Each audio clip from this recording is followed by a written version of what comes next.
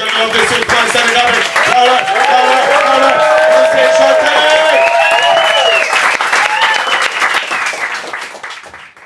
Just want to see who's in the room. Do we have any gay people in the room tonight?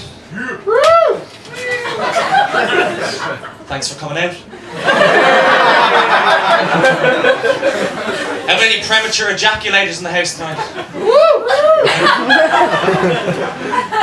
Thanks for coming. I have an aborted cousin. Once removed. Another cousin of mine, another cousin died when he was a little boy in his first week of school. When we went to the funeral, we were shocked to find the coffin he'd been placed in was way too big for him. His mother, somewhat in denial, leaned into us and said, "Oh, don't worry. He'll grow into it."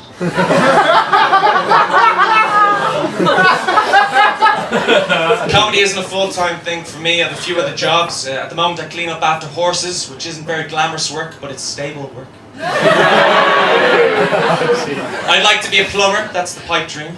I tried that same joke with carpentry, but there's no way it would work. And I used to be a psychic. Now, I wasn't the best psychic you'd ever seen, but I wasn't the worst psychic you'd ever seen, so I suppose I was a medium. Apparently they sell minty cigarettes now. Menthol. And I recently moved into a new apartment. I moved into this new apartment in the city centre. And as I was settling in, I looked out the window to see that I could see right across the way into my neighbour's apartment. And I noticed that my neighbour would stand in this room alone in his apartment a couple of times a day, and he would do something really strange. He would do this.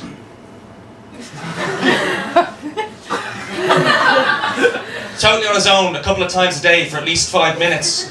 And I know a lot of people here are making judgments and saying he was probably crazy, he was probably a bit nuts, but I decided this is my new neighbour, I'm going to get to know him and find out why he's the way he is. And I learned a lot. The most important thing I learned is that just sometimes it's just very difficult to see dental floss at a distance. When I was in my 4th year of secondary school, I began to grow my hair long. I wore a girl's uniform and went to class wearing makeup, and I was told I was taking transition year way too literally.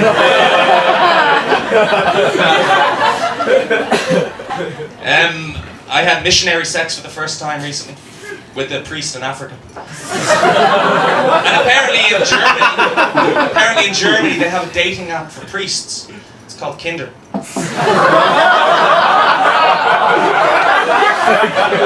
Any Christians in the room who are offended by that joke, don't take it so seriously. After all, it's not crucifact, it's crucifixion.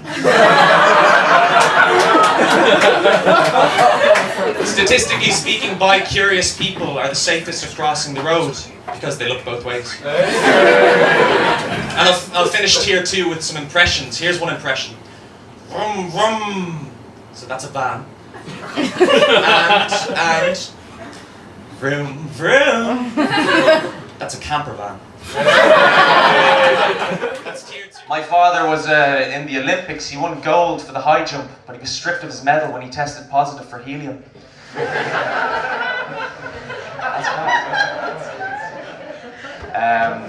They told me I could never write jokes about headache tablets. Well, I'd be proving them wrong. No, that doesn't deserve it. No.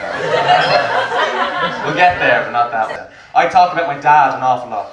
And people ask me, they say, "John, do you have father issues?" And I say, "No. Maybe if I ever saw the fucker." He's a good man. When money is tight, he sells double-ended dildos. Just to make ends meet.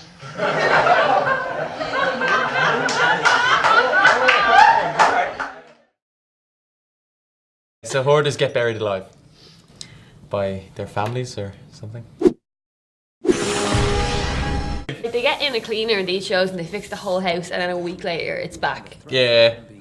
The real problem is the people. You have to kill the people. Quite honestly, I felt like she was one of the biggest I've ever met.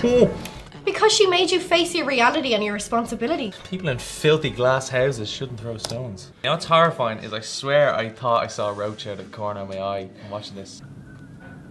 Oh my god. Oh, I'm itchy just thinking.